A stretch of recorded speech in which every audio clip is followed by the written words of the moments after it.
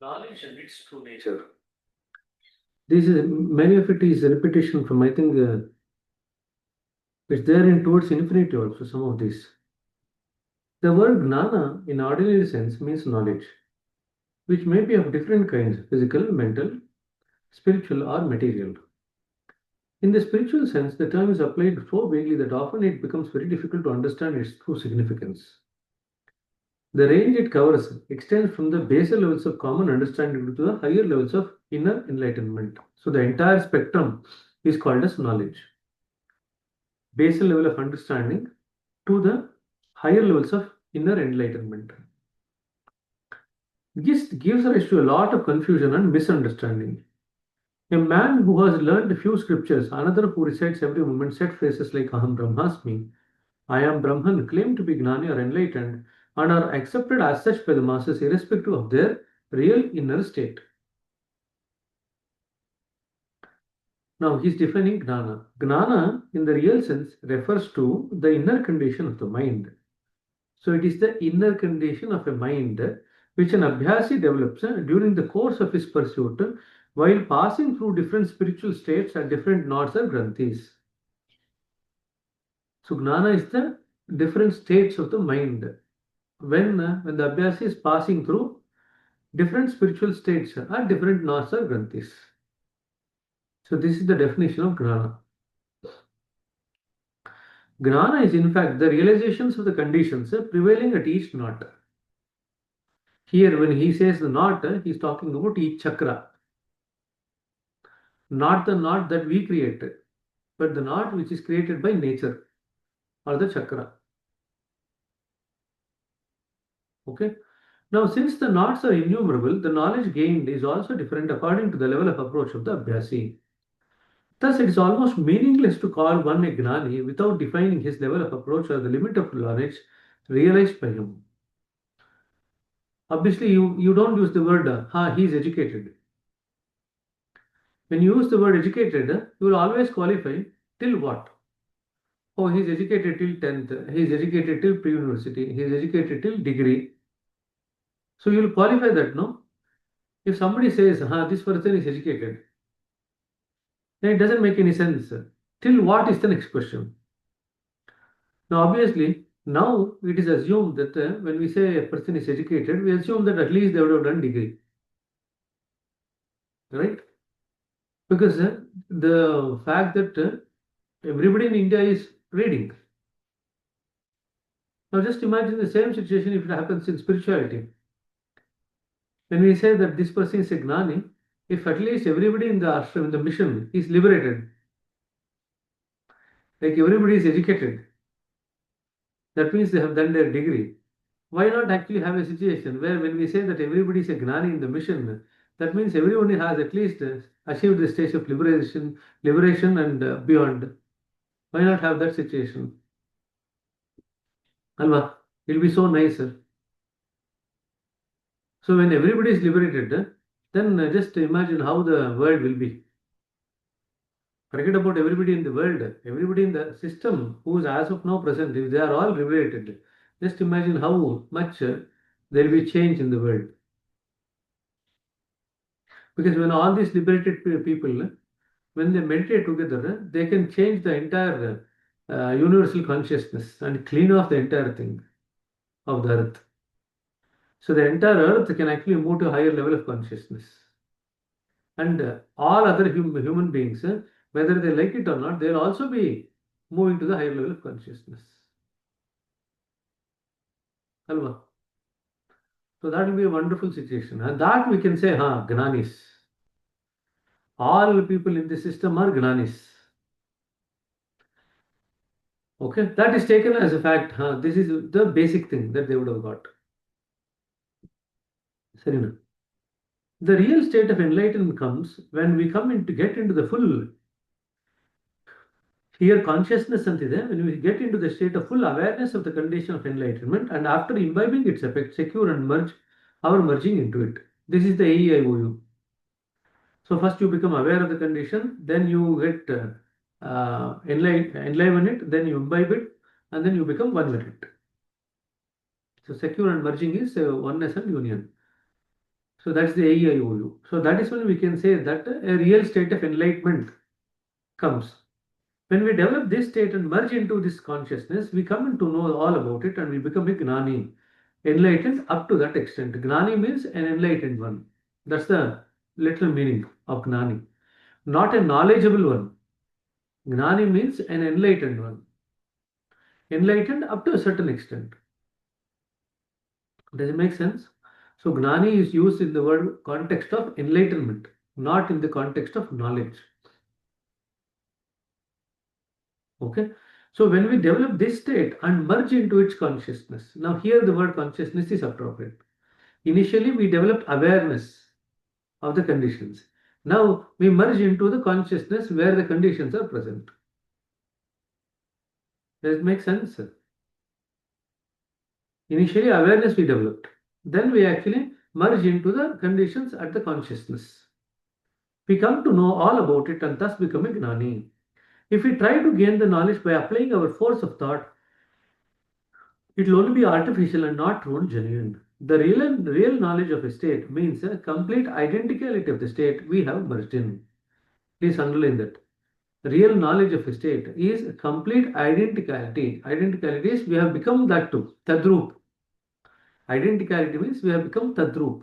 Sarupyata.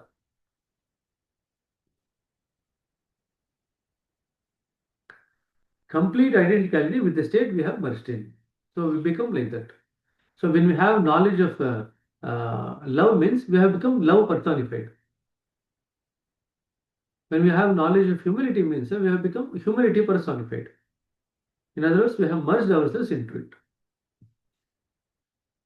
The help that knowledge at different states offer is that it infuses us with a longing for the search for the divine. So at every point, whatever knowledge you gain, whatever enlightenment you gain at every point, it actually makes you crave more and more for the ultimate. That's the importance of the knowledge. Okay? Now, ignorance and knowledge are the two extremities of the same thing.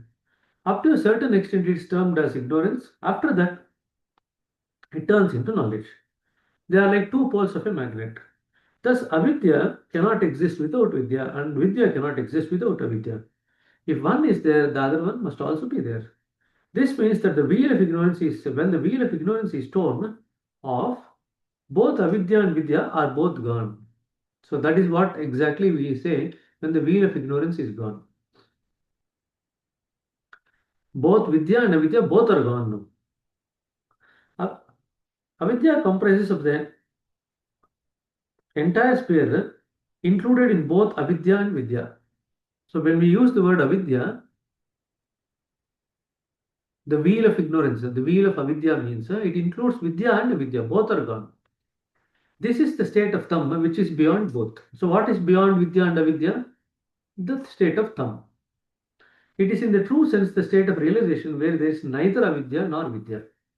What is there then? Neither of the two. A state of perfect latency, not knowingness, or not complete knowledgelessness, which may roughly be denoted as a state of ignorance as it is at the age of infancy. So just like a newborn child. That is the kind. There is neither knowledge nor ignorance. Both are not there. Ignorance is in fact the highest pitch of knowledge.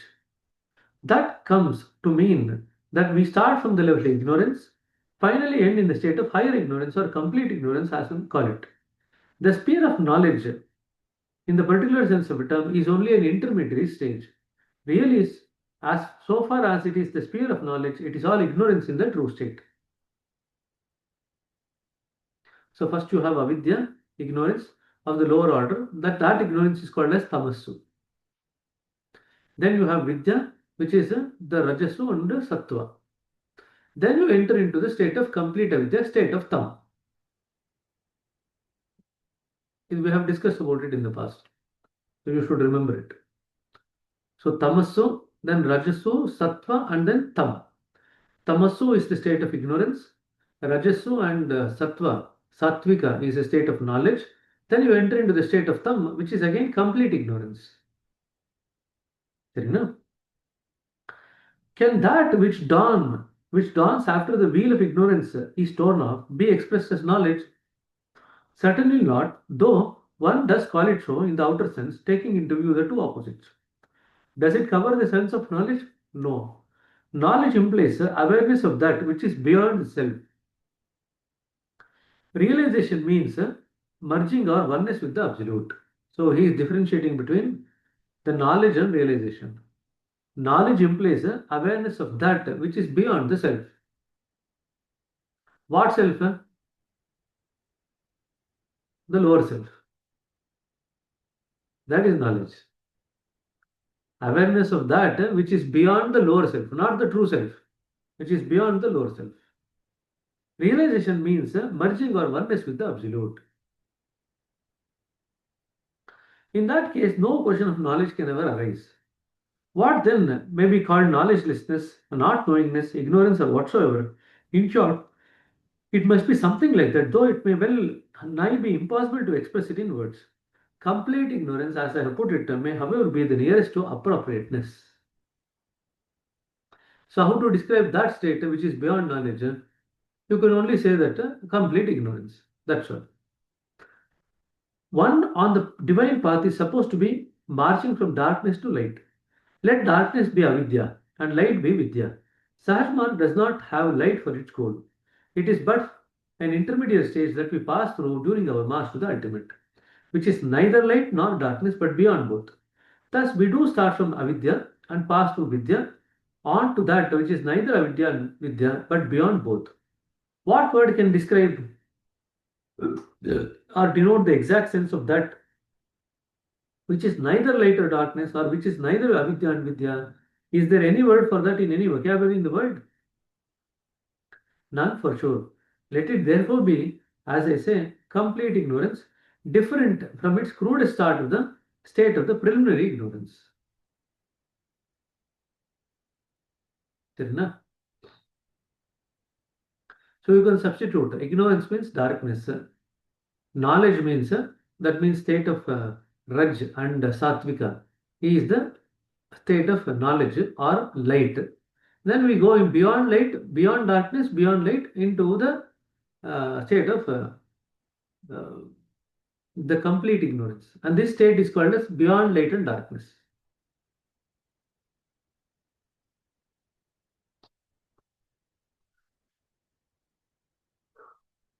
In our ಪ್ರಶ್ನೆ ಇದ್ರೆ ಕೇಳ್ರಿ ಇದರಲ್ಲಿ. I think this is easy. We can actually finish this chapter. We have almost done this chapter in the past. We have discussed about it. Now, what are the basis for the gaining the knowledge or enlightenment? Generally, philosophers have attempted to reach the innermost core of the things through reason, tarka, and not through vision. So, in spirituality, we try to reach there by vision. In philosophy, we try to reach there by reason. So, reason versus vision. Reason, in its popular sense, may be faulty and may fail us, but if the thing is seen through intuitional insight without the unnecessary medium of reason, it will be visible in its original form without any error or defect. We should try to understand things when the knots begin to open by themselves. When the knots open up by themselves, that means when the chakras open up by themselves, that is when we actually get a taste of what is there inside. Not by speculating. Speculation is like reasoning. That's not going to help us. Okay? Because reality is beyond reason. It is causeless. What is reality? Reality is causeless cause. It is a cause for everything, but it has no cause for itself. That is reality.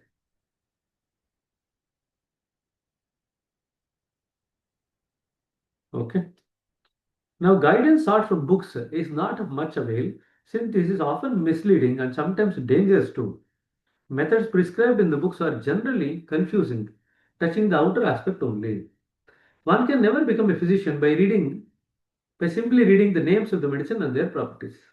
It is impossible to come to a thorough understanding of the taste of mango merely by reading the description of it in books. The proof of the pudding lies in the eating, as it's a well-known saying. So the proof of the mango lies in the eating of the mango. So are you happy to read about the mango or eat the mango? You tell me. Everyone is happy to read the mango. No, nobody is happy about reading the mango. What are we going to do with the reading? All that you want is you want to get a taste of the mango and merge with the mango. That's what you want. Our Gopal Krishna is missing his bakri.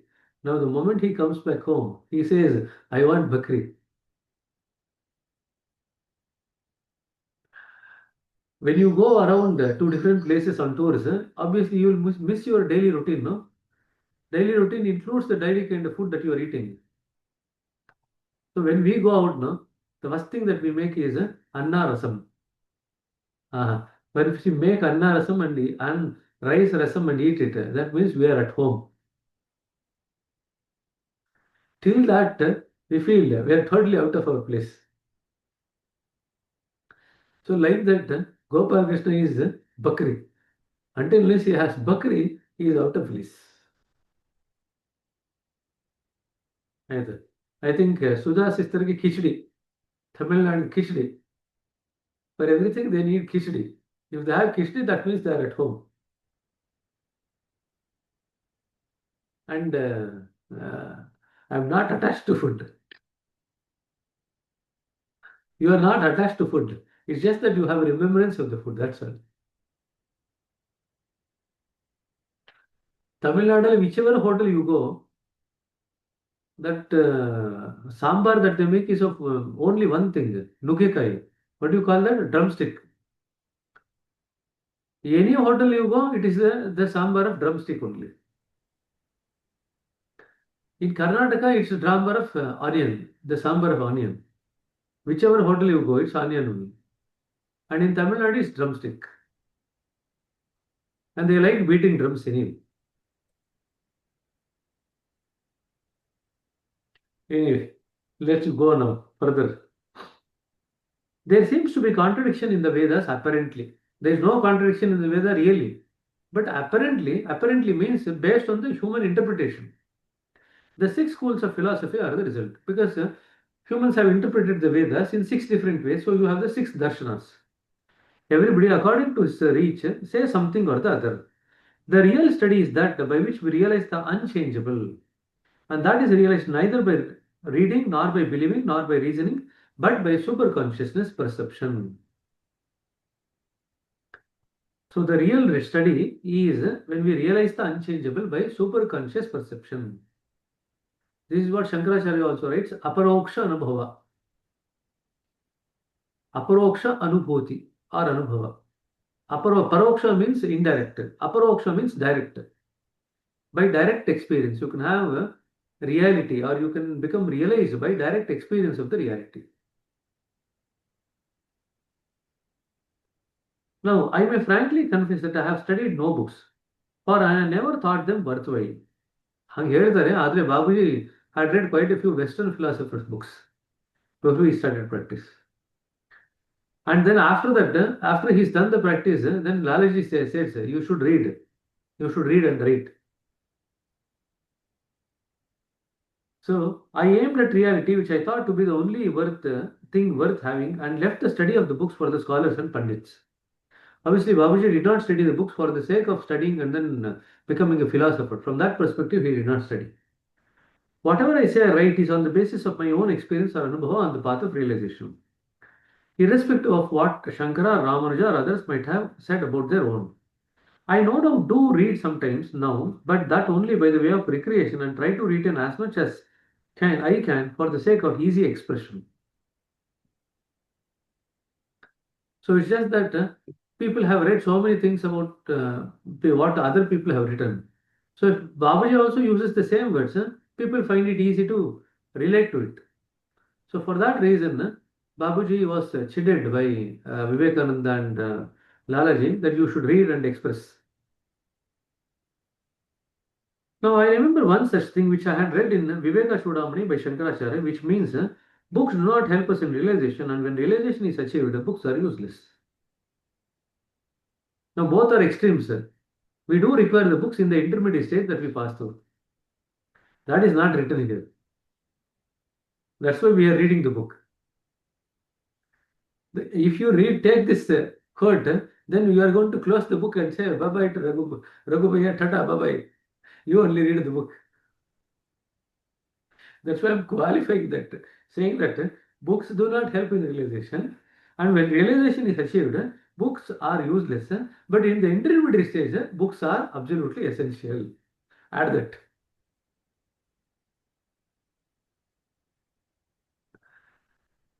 There is hell for the sin. Now, this is another question that you will get in the exam. There is hell for the sinful, paradise for the ignorant, Brahmaloka for the innocent. So they'll give this, match the following. So on one side will be hell, paradise, Brahmaloka, these kinds of things. On the other side, who is it for meant to be? So hell for the sinful. So if they commit lot of sin, they go to hell. If they are ignorant, they go to paradise, heaven. If they are innocent, they go to Brahmaloka. But for the wise and the learned, there is an artificial paradise of their own making, and for those who are weak, this mortal world. So this world is for the weak. The wise and the learned, there is a imaginary world that they have created themselves. Brahmaloka is for innocent, hell is for sinful, and heaven is for the ignorant. So remember, you will get it in match the following. But may be the weak? Whom may the weak be? They are only those who lack self-reliance and confidence. Underline. So if you do not have self-confidence and self-reliance, Babu is calling them as weak. The Shastras go into contradiction of each other, but they are of no value to us since they are of value to us since they offer a chance to think upon and arrive at a solution. They have another merit besides, namely that they offer means and methods for for spiritual advancement of men of every taste, mentality, and standard of mind. So there are two uses. So since there are six darshanas, it gives us a clue that there should be something which is holding all these six darshanas together, some reality behind it. So our mind will start going in that direction. Okay, that's one thing. Second thing is since there are six darshanas, every person with different kinds of mentality, different taste, and capability of the mind, each one can actually practice according to what appeals to their mind. So to that extent, they can actually practice and get benefit. So Shastras have two benefits.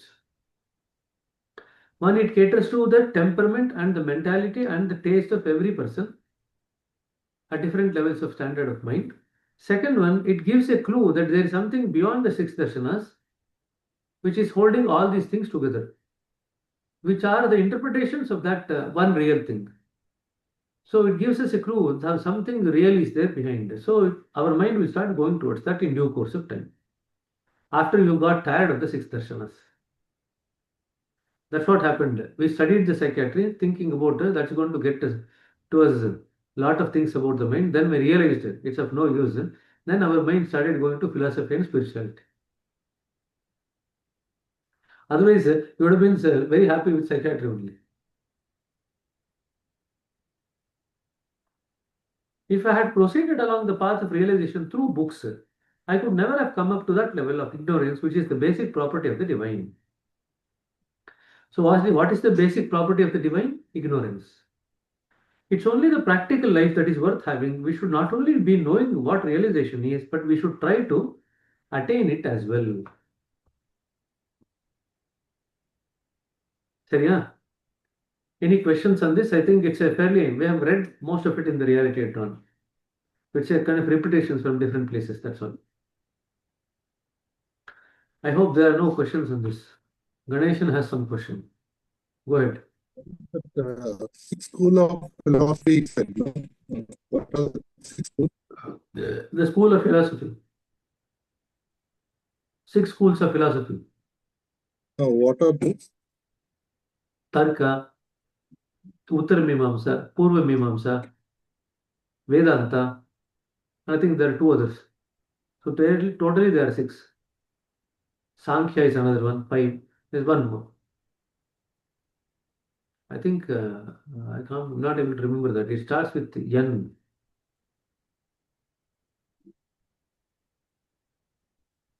It's related to Anu. They think that atom is the highest. That's the sixth one. So there are six total. And anybody who studies Hindu culture has to go through the six Hindu philosophies.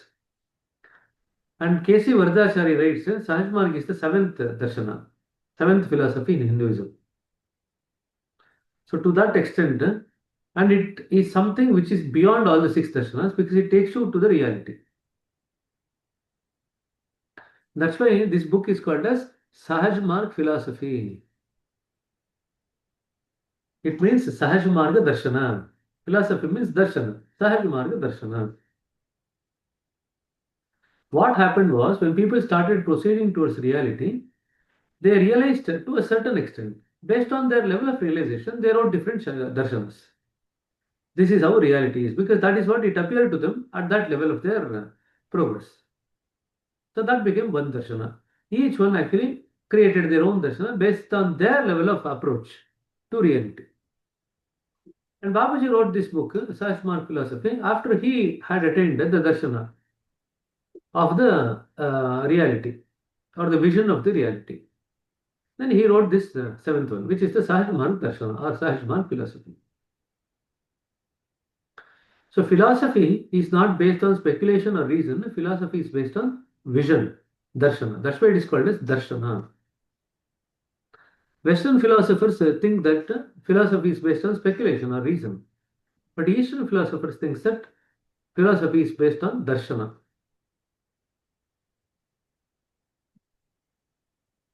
Okay. Shall we proceed to the next chapter now? We are now in an express today. Man, his place and destiny in the cosmos. I would advise that instead of pondering over how the universe came into existence, we should admire the being that brought it into existence. We have set up a tiny creation of our own individual material existence, having layers and layers of grossness and opacity. What is now to be done is to shatter off those layers of opacity one by one and assume the absolute as we had at the time of creation. Our existence in the present grossest form is neither sudden nor accidental, but it is the result of a slow process of evolution. The latent motion which led to the formation of the universe may be called the first mind of God. ಇದನ್ನು picture ತೆಗೆದು ಉಲ್ಲಾಸ ಕಳಿಸಯ್ಯ ಗೋಪಾಲಕೃಷ್ಣ ನೆನ್ನೆ ಕೇಳ್ತಾ ಇದ್ದ ಅವನು first mind of god ಅಂತ ಎಲ್ಲಿ ಬರೆದಿದ್ದಾರೆ ನಂಗೆಲ್ಲೂ ಸಿಗ್ತಾನೆ ಇಲ್ಲ ಅಂತ ವೇರ್ ಇಸ್ ರಿಟರ್ನ್ ಅಂತ you just take a picture of this and send it Ullas The latent motion which led to the formation of the universe may be called the first or the super mind of God. We owe our origin to that mind which we call as the first mind. At the back of the first mind there is the center or the state of thumb. The existence of the soul can be traced as far as back to the time of creation when it existed in its naked form as a separate entity. From the primary state of existence of the soul in its most subtle form, we march on to the grosser and the grosser forms of existence. These may be expressed as coverings around the soul. The earliest coverings were of the finest nature, and with them we existed in our homeland, the realm of God. So, creation can be traced back, the soul can be traced back as far as until the start of the creation. In other words, at the start of creation, we were all in the latent motion in the soul form.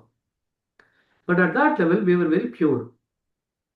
We had very, very fine covering, but with the fine coverings, we existed in the kingdom of God.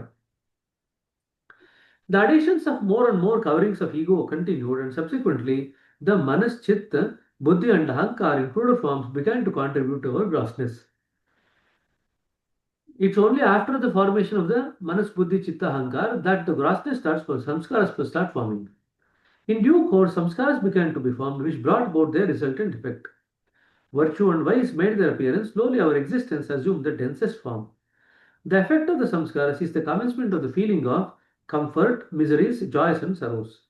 Our likings for the joys and comfort and dislikings for the sorrows and miseries have created further complications.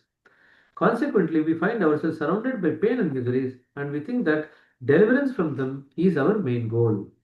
So, ಎಲ್ಲಿದ್ದವರು fine covering ಇತ್ತು, then subtle body ಬಂತು. Subtle ಬಾಡಿಯಿಂದ ಬಂದ ಮೇಲೆ we started forming the samskaras after the formation of the subtle body. From the samskaras, we got the vice and the virtues. From the vice and the virtues, we got a feeling of comfort, miseries, joys, and sorrows.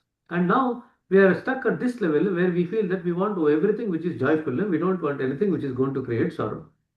So our life, entire life, is predicated to having joy and not having sorrow. Our life is just at that level. We forgot every other thing that we had in the past. Right? It's almost like you confining to your room and thinking that your room is the world. There are so many things in the world, but you have stopped going out. You are locked up yourself inside in the room and saying that this is my world. There is no other world. That's what we are doing. In order to get over this feeling, Gopal Krishna is roaming around the world, showing that no, no, no, I'm in touch with the world.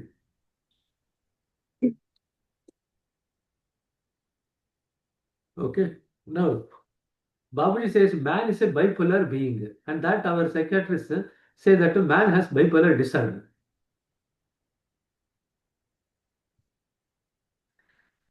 Man is a bipolar being. It has got its root nearest to the base and the other end in the world, this world. If somehow the individual mind gets molded towards the cosmic mind, it begins to appear in its true color. As a matter of fact, the human mind is a reflection of the Kshobha, which set into motion the force of nature to bring creation into existence. So the human mind is a reflection of the Kshobha. So whatever is there in the Kshobha, it's also there in the human mind.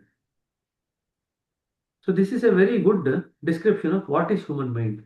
Human mind is a description of the Kshobha which brought the entire creation into existence. The individual mind is thus a part of the godly mind, the Kshobha. If we somehow turn the downward tendency of the mind towards the base, it will now become quite calm and peaceful.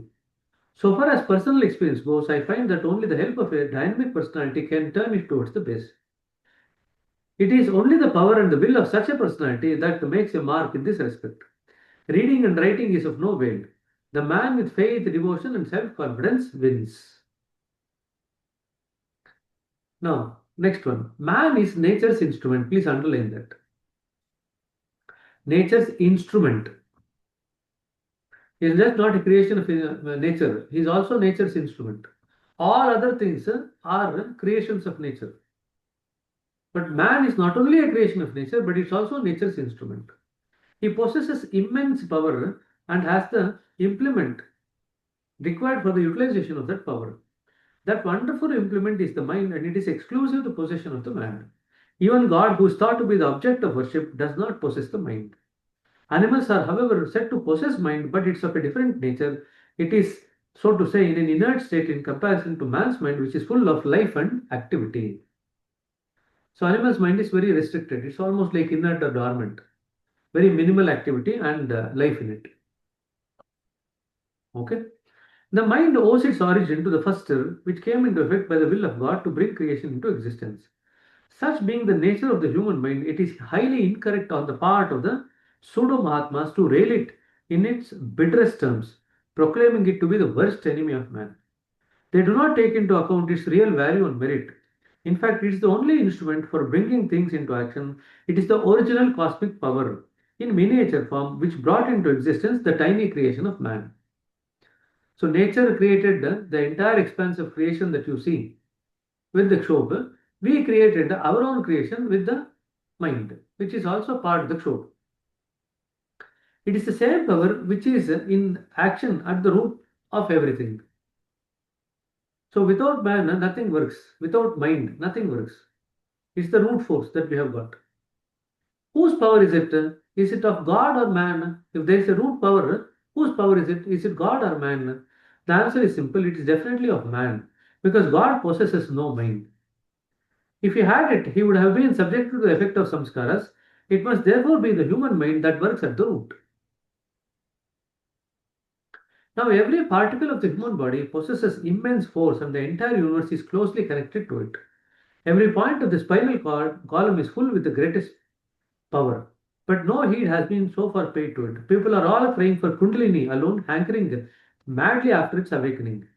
Every particle in the composition of the kernel, the nucleus of the various brain cells, has its own powerful force which surpasses the Kundalini, but nobody has yet tried to utilize it for the good of humanity. My view may not be acceptable to most of the Gnanis, and even if I demonstrate to them, they may not be sensitive enough to realize it. A time has, however, has to come, as it must, when people will understand and realize it. Again, the parallelism in nature, you remember we read it in the previous chapter. Parallelism in nature. So that's again a repetition. And then we have the last part. After that, this chapter is over. Okay, we can finish this chapter tomorrow. Okay, any question? I think most of it is kind of repetition. That's why I said we can finish the Sahaj Marg philosophy faster. But obviously, the second chapter took a lot of time. Now we can accelerate, press the accelerator. Now that we've got a plain road, we can press the accelerator and go at higher speed. Till now, we were stuck with 20, 30. Now we are going at 120.